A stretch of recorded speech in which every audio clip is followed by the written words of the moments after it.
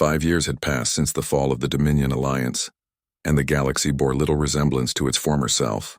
Nari stood on the observation deck of the Commonwealth Administrative Station, watching as alien delegates arrived for the weekly Galactic Senate session. The irony was not lost on her. The species that had once ruled the galaxy now came to petition humanity for basic rights and trade agreements. As Earth's first galactic administrator, Nari oversaw the transformation of former Dominion territories into the human Commonwealth. The task had been enormous, involving the reorganization of thousands of worlds and hundreds of different alien species. But humanity's technological superiority made even the most complex administrative challenges manageable. Administrator Nari, her assistant reported, the Crystalline Collective delegation is requesting an audience about expanding their mining rights in the Outer Rim territories. Nari nodded, making a note on her dimensional display. The Crystalline Collective had been among the first alien species to acknowledge human authority, and they had been rewarded with favorable treatment in the new galactic order. Those who had cooperated with humanity during the transition found themselves with more freedom and prosperity than they had ever enjoyed under Dominion rule. Kangmin had adapted well to his new role as Director of Interspecies Relations. The former Sentinel now spent his days meeting with alien delegations, mediating disputes and ensuring that the transition to human rule proceeded smoothly. His office in New Seoul had become a place where former enemies came to seek humanity's guidance and protection. The hegemony remnant has formally requested inclusion in the Commonwealth Defense Network, Kang Min reported during the morning briefing. They're offering to provide military support in exchange for protection from the Outer Rim Raiders. The transformation was remarkable. Species that had once been the Dominion's most loyal members were now actively seeking to integrate themselves into humanity's empire. They had learned that human rule, while absolute, was far more just and beneficial than anything they had experienced before. Yunwoo had transitioned from deep cover agent to Memorial Worlds director, overseeing the creation of monuments to humanity's long exile. Former Dominion capital worlds had been converted into vast museums and memorial sites, serving both as tourist destinations and sobering reminders of what happened to civilizations that threatened humanity. The Memorial World at former Dominion Prime is receiving over 10 million visitors per month, Yunwoo reported. Most are alien species bringing their children to learn about the consequences of genocide and persecution. The educational impact is exactly what we hoped for. The Memorial World served a dual purpose. They honored the memory of humanity's suffering during the exile, while simultaneously demonstrating the futility of opposing human authority. Young aliens learned about the half-million-year journey that had transformed humanity from refugees into galactic rulers. Yu Jin had perhaps the most challenging task of all, integrating the exile fleets with Earth-born humanity. Two distinct human cultures separated by 500,000 years of different experiences were learning to work together as a unified species. The process was proceeding better than anyone had dared to hope. The cultural integration programs are showing excellent results, Yu Jin reported to the Human High Council. Exile fleet children are adapting quickly to Earth-based education systems, while Earth-born students are fascinated by the survival, stories and adaptive technologies developed during the exile. The combination of exile fleet resilience and Earth-born technology was creating something unprecedented in galactic history, a truly unified human civilization that combined the best aspects of both survival and advancement. Together, they represented a species that had not only survived attempted genocide but had emerged stronger than ever. Junho addressed the first annual session of the Galactic Senate from the restored Senate chamber on New Seoul. Representatives from over 1,000 worlds listened as he outlined humanity's vision for the galaxy's future.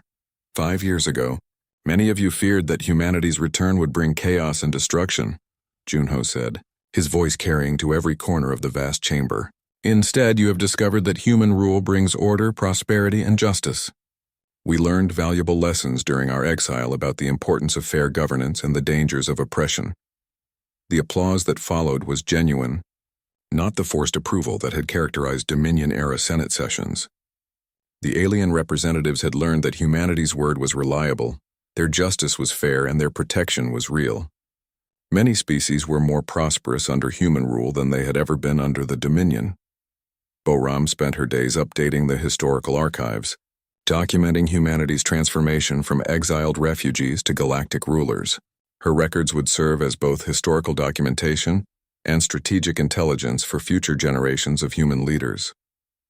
The integration statistics are remarkable, she noted in her latest report. Commonwealth worlds are reporting average increases in living standards of 40% since the transition. Crime rates have dropped by 60%. Interspecies conflicts have virtually disappeared. The success was not accidental. Humanity had learned hard lessons during their exile about leadership, cooperation, and the importance of unity. They applied those lessons to galactic governance, creating systems that were both efficient and just. New human colonies were spreading across former Dominion space at an unprecedented rate. Entire star systems that had been left undeveloped by the aliens were being transformed into thriving human settlements. Earth's population was expanding throughout the galaxy, but they brought other species with them as partners rather than subjects. Jinwu, now serving as a colonial administrator, oversaw the development of the New Horizons sector. His experience commanding exile fleets had prepared him well for the challenges of establishing human settlements in previously unexplored regions. The new colonies are exceeding all projections, he reported. We're not just establishing human settlements. We're creating mixed communities where human and alien families live and work together. The children growing up in these colonies don't see species differences as barriers. Perhaps most remarkably, humanity was creating something that the galaxy had never seen. A truly inclusive empire. While human authority was absolute, alien species were not oppressed or enslaved. They were integrated into a system that valued their contributions, while ensuring that humanity's interests remained paramount. The final session of the Galactic Senate's 5th year was attended by representatives from every inhabited world in the galaxy. As Nari looked out over the vast assembly, she reflected on how much had changed since that first signal from Earth had reached the exile fleets. Citizens of the Commonwealth, Junho announced to the assembled delegates, today marks the 5th anniversary of humanity's return to galactic prominence. In these 5 years, we have transformed this galaxy from a collection of competing empires into a unified Commonwealth based on justice, prosperity, and mutual respect. The statistics spoke for themselves. Galactic poverty had been virtually eliminated. Interspecies warfare had ended. Scientific advancement was proceeding at rates that would have been impossible under the old system. The galaxy was more peaceful and prosperous than it had been in millions of years. But perhaps the most important change was in humanity itself. The species that had left Earth as refugees 500,000 years ago had returned as something greater than conquerors. They had become the guardians of galactic civilization, ensuring that no species would ever again face the kind of persecution that humanity had endured. As the Senate session concluded and the alien delegates returned to their home worlds, Nari stood again at her observation window watching the ships depart.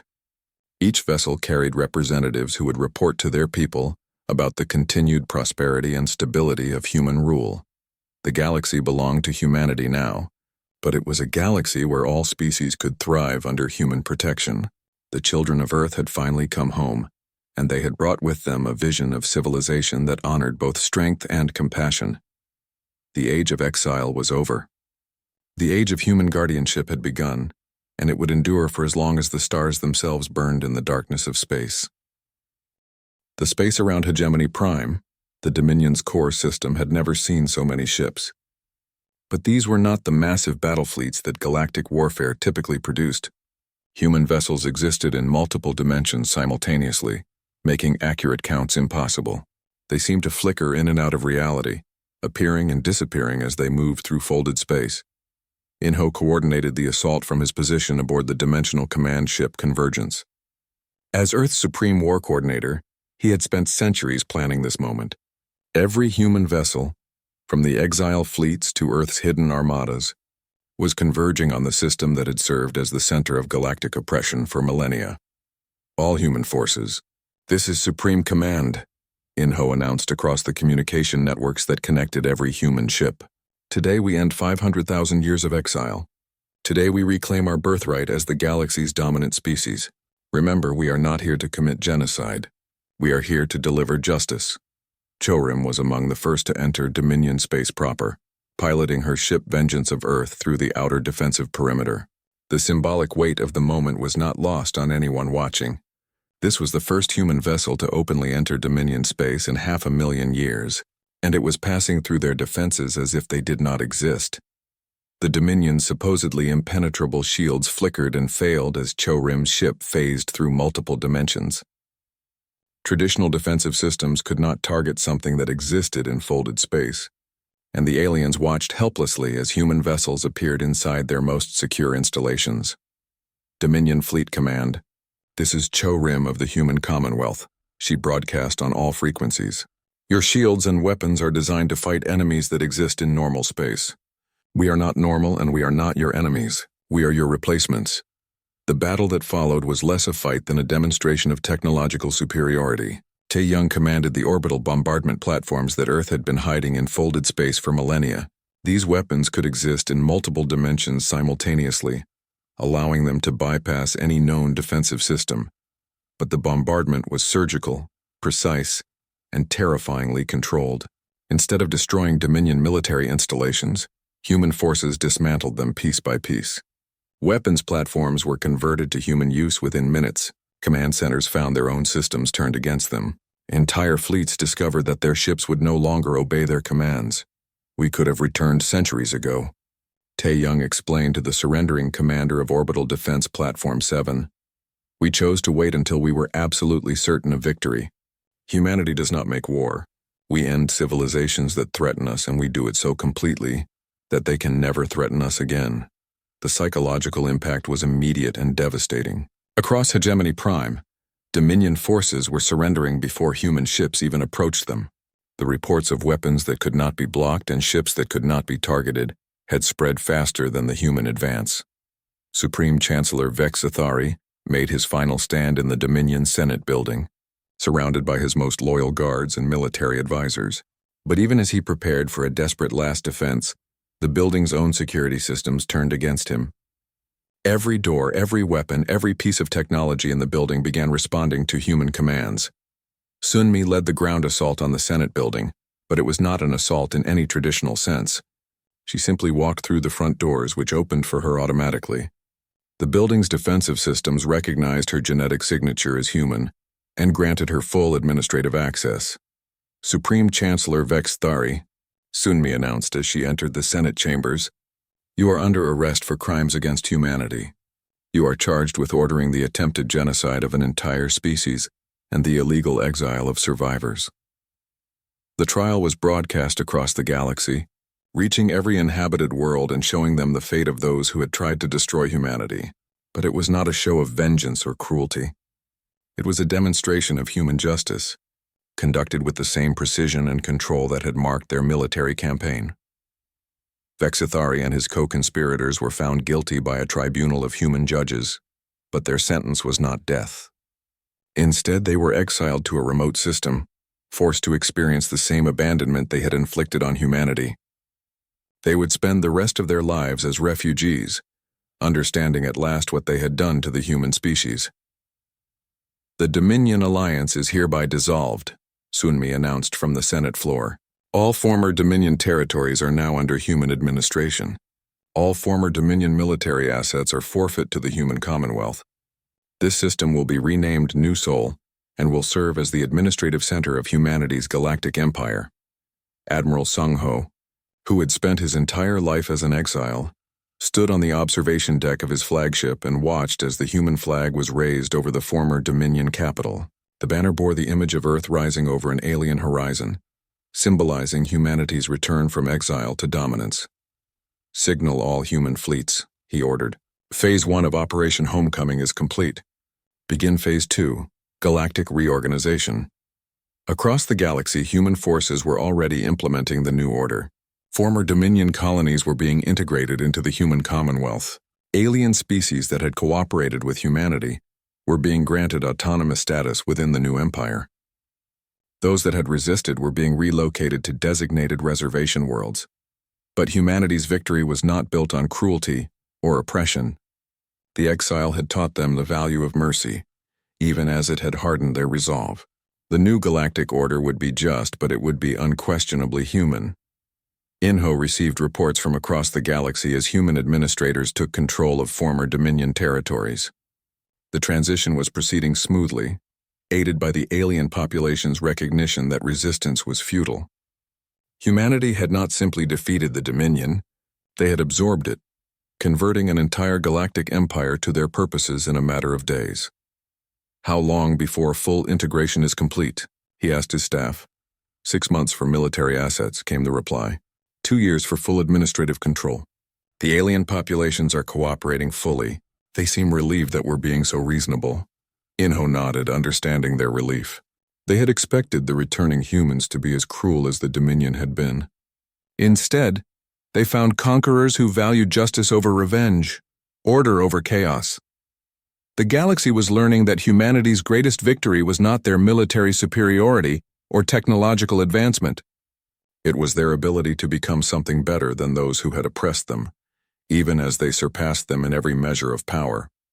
As the last Dominion strongholds fell to human forces, a new age began. The age of exile was over. The age of human ascendancy had begun.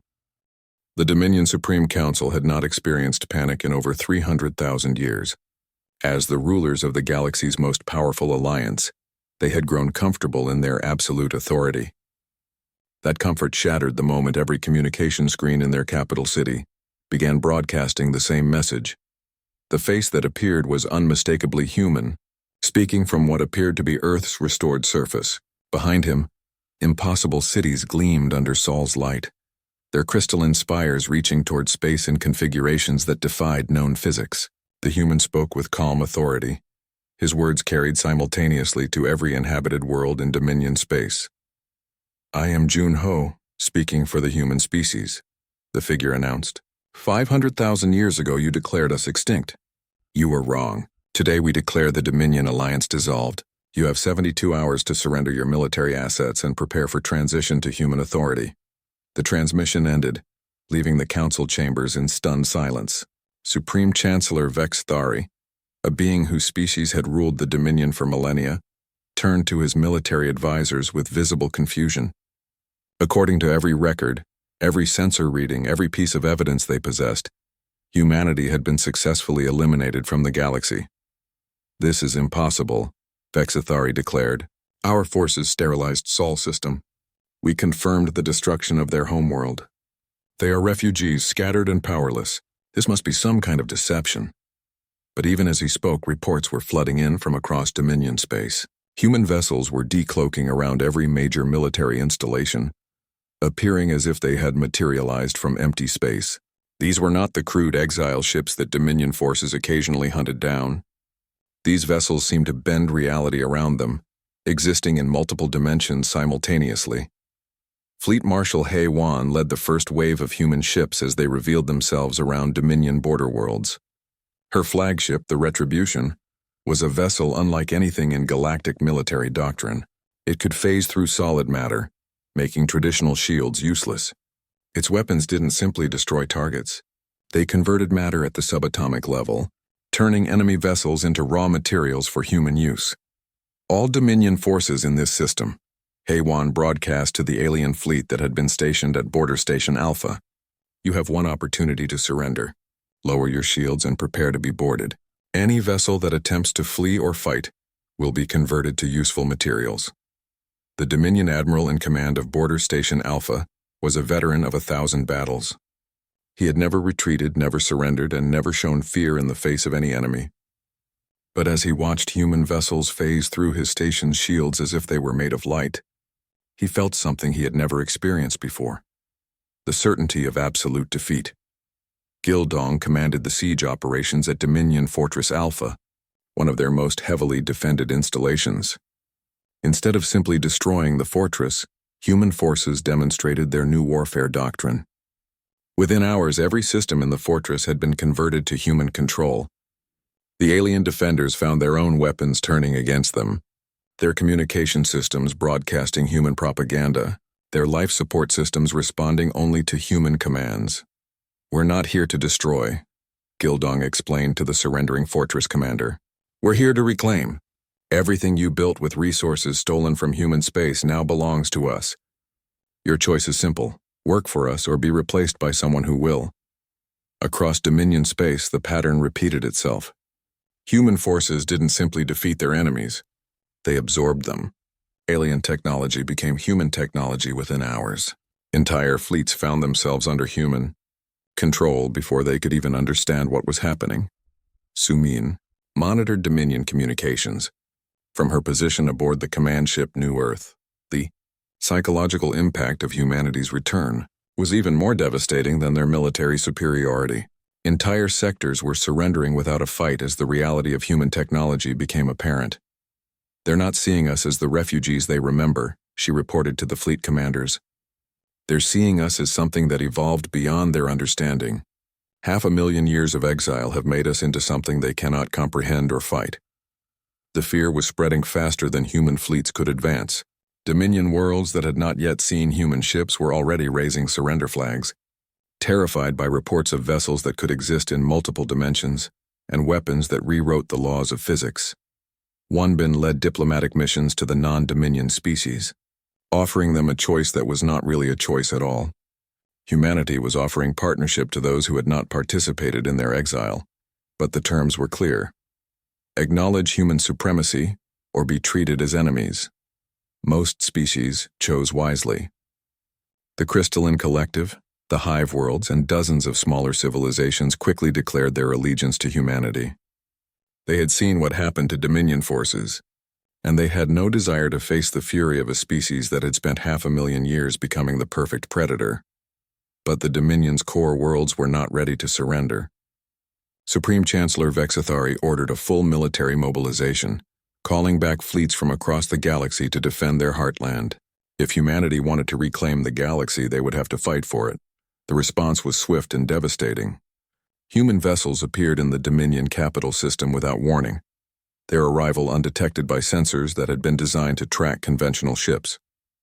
The exile fleets had finally arrived to join their Earth-born cousins, and their combined force was unlike anything the galaxy had ever seen.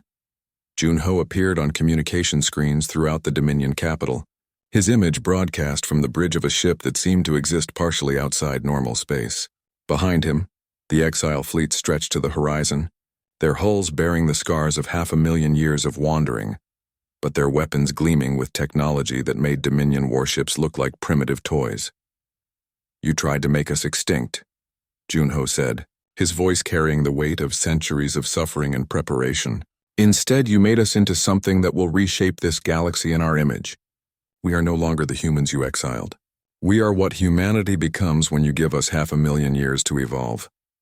The battle for the Dominion capital was about to begin, but it would not be a battle in any traditional sense. It would be a demonstration of what happened when the galaxy's apex predators finally came home to reclaim what had always been theirs. From his command post on Earth's surface, Yujin watched the tactical displays showing human forces converging on Dominion space from every direction. The wait was finally over. The hunt had begun. "Today," she announced to the assembled human commanders, "we stop running and start ruling." The first thing Kangmin noticed when he woke up was the silence. After 500,000 years in stasis, the absence of the soft humming that had lulled him to sleep felt wrong. Then his training kicked in, and he remembered where he was and why he was here. The awakening protocols had been triggered. It was time.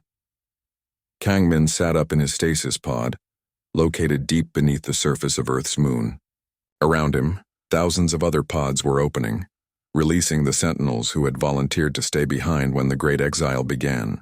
They had sacrificed everything to become humanity's insurance policy, sleeping guardians waiting for the day their people would return. The awakening chamber filled with the sounds of coughing and movement as the sentinels emerged from their long sleep. Their bodies were weak from the extended stasis, but their minds were sharp. Each of them had been selected for their skills, their dedication, and their willingness to wait as long as necessary for humanity's revenge. Yujin was already awake and moving, her commander's instincts intact despite the centuries of sleep. She had been the one to design the Sentinel program, the one who had convinced Earth's government that some humans needed to stay behind. As she helped the other awakening sentinels to their feet, She activated the lunar base's primary systems. "Welcome back," Eugen announced over the base's communication system. "Today we begin the final phase of Operation Homecoming. Our exile fleets have received the signal and are returning home. It's time to show the galaxy what humanity has become." The lunar base had been hidden for 500,000 years, invisible to alien sensors and protected by technology that the Dominion Alliance could not even imagine. As the Sentinels made their way to the command centers, they saw the fruits of humanity's long preparation. The moon's interior had been hollowed out and converted into a massive weapons platform, its surface concealing weapons that could destroy entire fleets. Kang Min made his way to the observation deck and looked out at Earth. The planet appeared dead from space, its surface scarred and lifeless. But he knew the truth. Beneath those apparently barren continents lay the greatest secret in galactic history. Humanity had never truly left Earth. They had simply gone underground. Eugen joined him at the observation window and activated her personal communicator. "Sentinel base to all Earth installations. Begin Phase 1 activation. Let our children see what their home has become." Across Earth's surface, concealed installations began to reveal themselves. Mountains split open to reveal massive orbital defense platforms. Dead oceans drained away to expose underwater cities that pulsed with energy. The planet that the Dominion had declared sterile and worthless began to show its true face. "We've been watching them for 500,000 years," Eugen explained to the newly awakened Sentinels during their first briefing. "Every alien empire, every military movement, every political decision. We know their weaknesses better than they know them themselves." The scope of humanity's secret civilization was staggering. While the exile fleets had struggled to survive in deep space, Earth-based humanity had evolved beyond anything the galaxy had ever seen. They had learned to manipulate gravity itself, turning entire asteroids into cloaked weapons platforms. They could fold space and time, allowing instant communication and travel across vast distances. Yun Wu materialized in the briefing room, his form shimmering as he stepped out of a dimensional fold. He had been operating as a deep-cover agent within the Dominion Alliance for over 1,000 years, posing as a minor alien diplomat while slowly poisoning their political structure from within.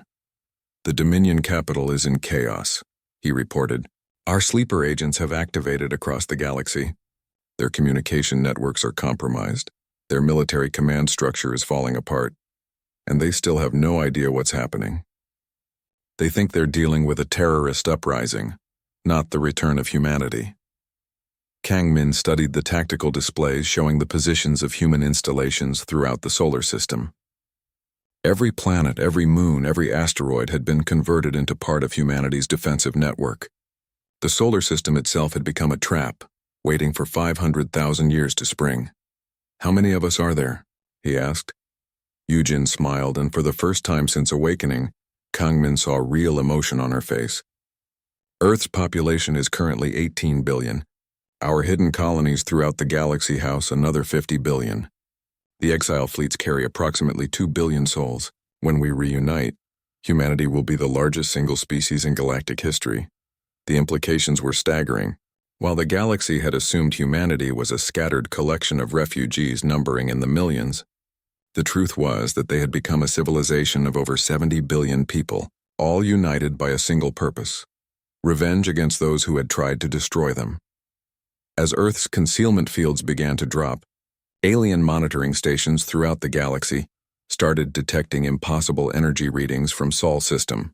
The Dominion's long-range sensors showed a dead system suddenly blazing with activity, as if an entire technological civilization had appeared overnight. "They're going to be confused," Hyunwoo noted with satisfaction. "Their science tells them that life cannot evolve complex technology in such a short time. They won't understand that we never left. We simply learned to hide better than they learned to seek." The first phase of humanity's revelation was complete. Across the galaxy, sleeper agents were sabotaging alien infrastructure while hidden human settlements began broadcasting their existence. The exile fleets were already changing course, racing toward home with a speed that would bring them to Sol system within months. Kang Min watched as Earth's true cities began to rise from their underground hiding places. Magnificent spires of crystalline technology stretched toward space, connected by transportation networks that existed in folded space. The planet that had appeared dead was revealing itself as the crown jewel of an empire that had been building in secret for 500,000 years. "What happens when they arrive?" he asked, gesturing toward the star charts showing the approaching exile fleets. Yujin's expression grew cold, and Kangmin saw in her eyes the accumulated anger of 500,000 years of exile and persecution. "Then the galaxy learns what happens when you try to exterminate humanity. We've had all this time to prepare, to grow strong, to become something they cannot imagine. The Dominion wanted to see if humanity was truly a viral species that would spread and dominate wherever we went." She turned back to the tactical displays showing human positions throughout the galaxy, hidden installations that had been growing and building while their enemies remained ignorant. They're about to find out they were right. Commander Jinwoo had been staring at the same star charts for 3 hours when the impossible happened. The communication array on the generation ship Eternal Dawn began screaming with activity. Not the usual background noise of cosmic radiation or the chatter between human exile fleets, but something else entirely. Something that made his hands shake as he reached for the controls. The signal was coming from home. Jinwoo called for Nari, the ship's xenobiologist, to join him in the communication center. She arrived within minutes, her face showing the same exhaustion that marked all of them after decades of running and hiding. The human exile fleets had been wandering the dark spaces between galaxies for so long that most had forgotten what it felt like to have a destination. "What do you make of this?" Jinwoo asked, pointing at the data streaming across his screens. Nari studied the readings, her eyes growing wide. The signal was definitely artificial, definitely from Earth's solar system, and definitely using technology that the exile fleets did not possess. More importantly, it was encrypted using old human protocols from before the exile, but with advances that suggested centuries of development. "This is impossible," Nari whispered. "The Dominion Alliance sterilized Sol system 500,000 years ago. They made sure of it. We saw the reports, the energy signatures. Nothing should be alive there." But the signal continued steady and strong. As they worked to decode it, more exile ships began reporting the same transmission. Across 3 galaxies, every human settlement was receiving the same message. When they finally cracked the encryption, the words were simple but earth-shaking. "The hunt begins. Return to reclaim what was taken." Jinwoo immediately sent word to Admiral Sung-ho aboard the flagship of their flotilla. Within hours, emergency councils were forming on every major human vessel. The admirals and captains who had spent their lives keeping humanity scattered, children alive, were now facing a reality none of them had dared to imagine. Admiral Sung-ho was a tall man whose gray hair spoke of decades spent fighting impossible odds. He had been born in exile, as had his parents and their parents before them. To him, Earth was more legend than memory. But as he stood before the assembled captains in the main conference room of his flagship, he felt something he had never experienced before: hope. "The signal is real," he announced to the gathered officers. "Our analysis confirms it originates from Sol system. But this raises more questions than it answers. If humans survived on Earth, why have they waited 500,000 years to contact us? And what do they mean by the hunt begins?" Boram, the keeper of historical archives, stood to address the assembly. She was one of the few people alive who truly understood what humanity had lost when they were forced to flee Earth. Her voice carried the weight of centuries as she spoke. "We need to remember why we were exiled," Boram said. "The Dominion Alliance did not simply want us gone. They wanted us dead. They declared humanity a viral species that would corrupt and contaminate the galaxy if allowed to spread. The exile was supposed to be a death sentence, a slow extinction in the cold of space." The room fell silent as the implications sank in. If humans had somehow survived on Earth, they had done so under the nose of the most powerful alliance in the galaxy. They had hidden for 500,000 years, watching and waiting. The question was, waiting for what? As if in answer to their thoughts, a second signal arrived. This one was different, broadcasting on frequencies that only the oldest human ships would recognize. When decoded, it revealed coordinates throughout the galaxy, locations that corresponded to star systems the Dominion had declared lifeless and worthless. Nari worked frantically to analyze the data. "These aren't random coordinates," she reported. "They're marking locations where our long-range scouts reported strange readings over the years. Places where sensors showed nothing but empty space, but where our pilots sometimes reported feeling watched." The truth began to dawn on them slowly. Humanity had not simply survived on Earth.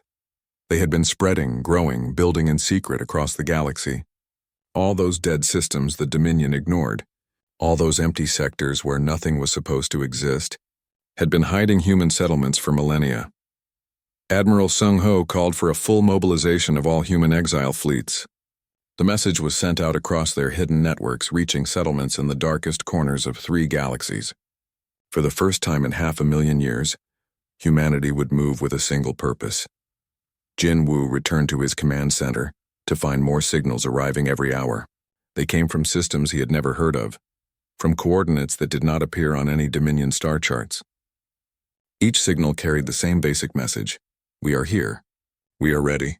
Come home." The exodus began within days. Massive generation ships that had drifted aimlessly for centuries began changing course, heading for the coordinates provided in the transmissions.